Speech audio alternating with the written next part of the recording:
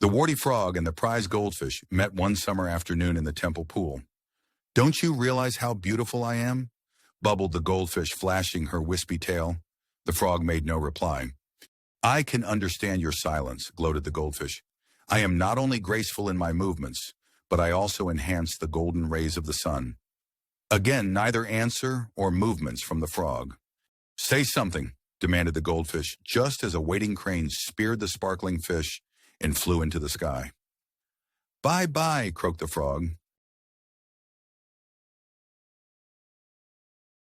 A group of frogs were traveling through the woods when two of them fell into a deep pit.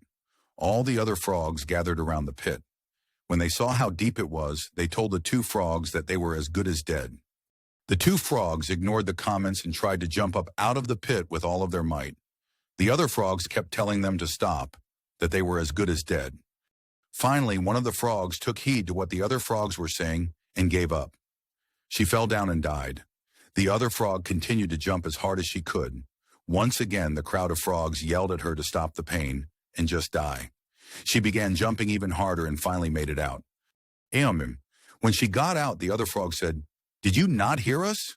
The frog explained to them that she was deaf. She thought they were encouraging her to jump out of the hole the entire time. A tough, brawny samurai once approached a Zen master who was deep in meditation. Impatient and discourteous, the samurai demanded in his husky voice, so accustomed to forceful yelling, "Tell me the nature of heaven and hell."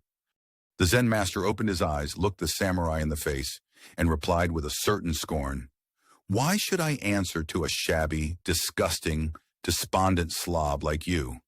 A worm like you, do you think I should tell you anything? I can't stand you. Get out of my sight. I have no time for silly questions." The samurai could not bear these insults. Consumed by rage, he drew his sword and raised it to sever the master's head at once.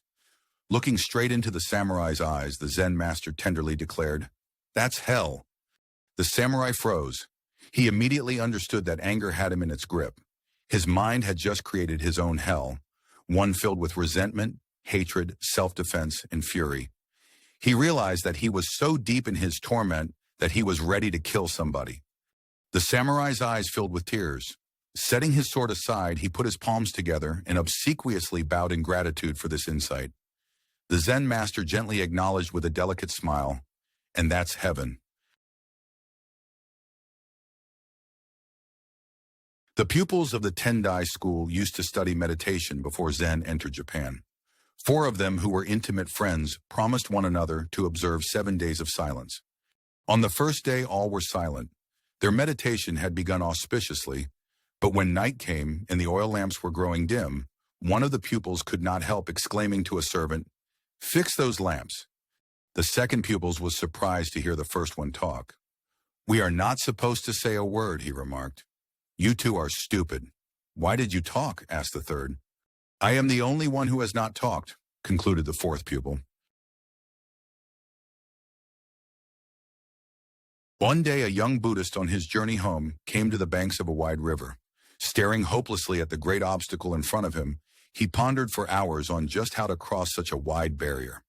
Just as he was about to give up his pursuit to continue his journey, he saw a great teacher on the other side of the river. The young Buddhist yells over to the teacher, "Oh, wise one, can you tell me how to get to the other side of this river?" The teacher ponders for a moment, looks up and down the river, and yells back, "My son, you are on the other side."